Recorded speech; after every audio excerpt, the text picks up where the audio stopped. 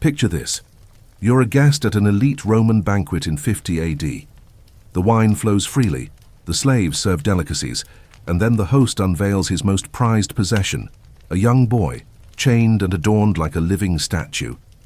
This wasn't just decadence, it was one of Rome's most disturbing sexual customs. What made this practice so widespread among the aristocracy? And how did Roman society justify such exploitation? But before we dive deeper, don't forget to subscribe, so you never miss the darkest secrets and shocking truths of history. Picture this. You're walking through a bustling Roman marketplace when you pass a shrine where men and women casually touch an obscenely large stone phallus for good fortune. No one bats an eye. This was everyday life under the cult of Priapus, where sexual imagery wasn't just tolerated, it was sacred.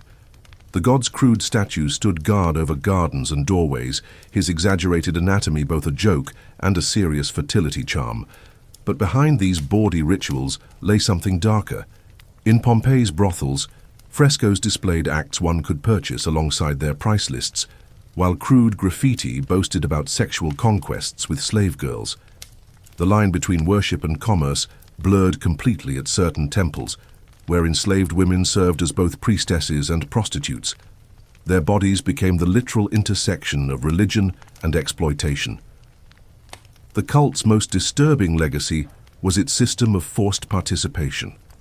Enslaved devotees, often children, were ritually married to the god before being used by temple officials. Wealthy citizens donated slaves to these temples as acts of piety, knowing full well their fate. What began as playful fertility rites hardened into an institutionalized machine of abuse, with the laughing statue of Priapus watching over it all. At festivals, crowds cheered as initiates performed explicit rituals in public. These spectacles were framed as holy acts, masking the coercion behind closed temple doors. A slave chosen for Priapus couldn't refuse, their bondage now sanctified by religion. The cult didn't just normalize sexual violence, it consecrated it, turning exploitation into divine will with each ritual touch of that grinning stone phallus. What began as a folk belief about crops and virility became a license for atrocities. The same hands that rubbed the god statue for luck later signed deeds transferring child slaves to temple service. Rome's elite could indulge their worst impulses while calling it tradition, hiding behind the cult's veneer of sacred absurdity. Priapus wasn't just a fertility symbol, he was the stone-faced accomplice to systemic rape. You're standing in Nero's palace when the emperor announces his wedding. The bride's veil lifts to reveal a boy he'd castrated and dressed to resemble his dead wife. The court freezes. No one dares object. This wasn't love or grief. It was raw power on display. The imperial throne turned men into gods, and gods made their own rules. Tiberius set the precedent years earlier. On Capri, he turned his private island into a playground for horrors. Boys and girls swam nude around him, called his minnows. He converted caves into sex grottos, where guests watched slaves perform acts too depraved for public record. The senators who visited returned shaken, whispering about the emperor's trained fishermen who lured children underwater to pleasure him.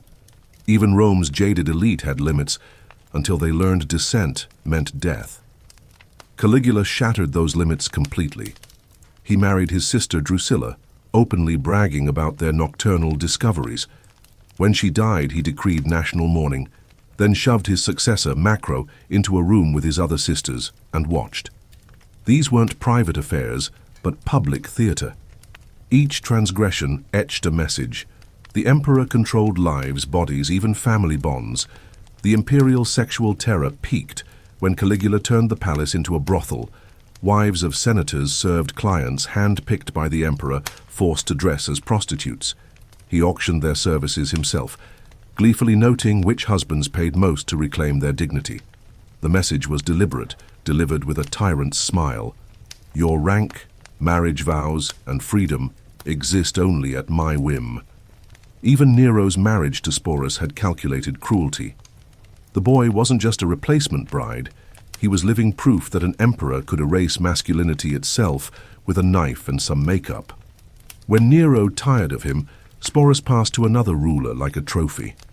The Senate never objected. They'd seen what happened to those who questioned imperial eccentricities, their wealth confiscated, families targeted, names erased. Rome had fetishized power long before the emperors, but they weaponized sex to showcase absolute control. Every deviant act served dual purposes: personal gratification and a warning shot to the elite. Eat the rich. These rulers made them grovel through their wives and children instead. The empire's sexual nightmare wasn't about lust. It was about watching whole cities flinch at their leaders' whims. Subscribe now to uncover more of Rome's darkest secrets. You step into Rome's Subura district, the stench of unwashed bodies and sweat thick in the air. Between vegetable stalls and blacksmiths' workshops, auctioneers hawk their real merchandise, human beings. A dealer grabs a child's jaw, forcing open their mouth to inspect teeth like livestock at market. Buyers prod muscles, check for scars, demand demonstrations of obedience. This wasn't the fringes of society. It was the engine of Rome's sexual economy. Seneca wrote letters condemning the treatment of young slaves, describing how dealers starved them to keep bodies lean, oiled their skin to highlight curves, and paraded them naked on rotating platforms. The wealthiest buyers sought specific specialties: musician slaves trained in erotic dances, literate youths for intellectual companionship, or those with particular physical traits. Prices soared for the perfect specimens, while the rest sold cheaply in bulk to brothels. Even freedmen participated. A former slave might save for years to purchase his own servant, replicating the system that once bound him. The markets bred a unique cruelty. Those who'd wept when separated from their own families now coldly split mothers from children if it meant higher profits. The enslaved became experts at reading buyers' gazes, knowing whether a touch was appraisal or predation. Fates diverged at the auction block. The chosen went to villas where they'd be bathed, perfumed, and taught to simulate affection. The rejected faced faster ruin, sold to overcrowded lupanaria, where they'd serve dozens daily until their bodies gave out. Dealers had tricks to hide illness or injury. A girl coughing blood might be dosed with opium to mask symptoms long enough to fetch one payment. Rome couldn't function without this machine. The wealthy required fresh faces when they tired of current favorites. Brothels needed replacements for those who died or went mad. Even middle-class households bought young slaves as investments, renting them out at night. The markets never closed because demand never ceased, a constant churn of bodies feeding an insatiable system. What chilled Seneca most wasn't the brutality, but the mundanity. Romans bought flesh between groceries and gossip, haggling over humans as casually as melons. The markets reduced people to traits, a scar here, a skill there, until nothing remained but price tags. No one remembered the names whispered before the gavel fell. Only the accounts survived, line after line of debits and credits where lives should have been. You wake to screams echoing from a villa down the street, not pain but something worse, the manic laughter of a drunken ritual. The Bacchanalia had arrived in Rome. What began as a foreign fertility cult soon warped into something far darker.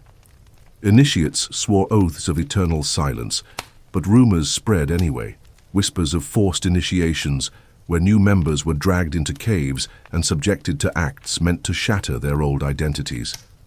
The senators investigating these rites in 186 BC found evidence that chilled even Rome's hardened elite. Livy's accounts describe recruits drugged with wine and bound, waking to find themselves participants in rituals they hadn't consented to. The cult's leaders allegedly targeted wealthy heirs, blackmailing them with evidence of their involvement to drain family coffers. But worse were the disappearances, bodies reportedly tossed into pits when rituals went too far, their deaths blamed on divine wrath. Rome had tolerated the Bacchanalia at first, dismissing it as another exotic religion, but as its influence grew, so did panic among the ruling class. The cult bypassed traditional hierarchies. Slaves and nobles met as equals in its rituals. Women held leadership roles, and secrecy made oversight impossible. It wasn't just the sex that terrified authorities. It was the threat of a parallel society operating beyond their control. The Senate's crackdown was brutal. Thousands were arrested, with mass executions held in the Forum.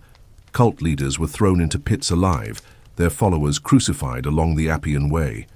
The surviving rites were sanitized, limited to small daylight gatherings with no wine or mixed-gender participation.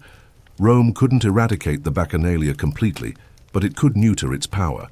Historians still debate how much of Livy's sensational account was true versus propaganda. The Senate had reasons to exaggerate. The cult's real crime may have been its challenge to social order more than its alleged crimes. But the hysteria revealed Rome's deepest fear, that beneath the veneer of civilization lay urges even the empire couldn't tame. What lingered wasn't just the memory of violence, but the knowledge of how quickly liberation could twist into coercion. The Bacchanalia promised transcendence, but for many it delivered only trauma or a shallow grave.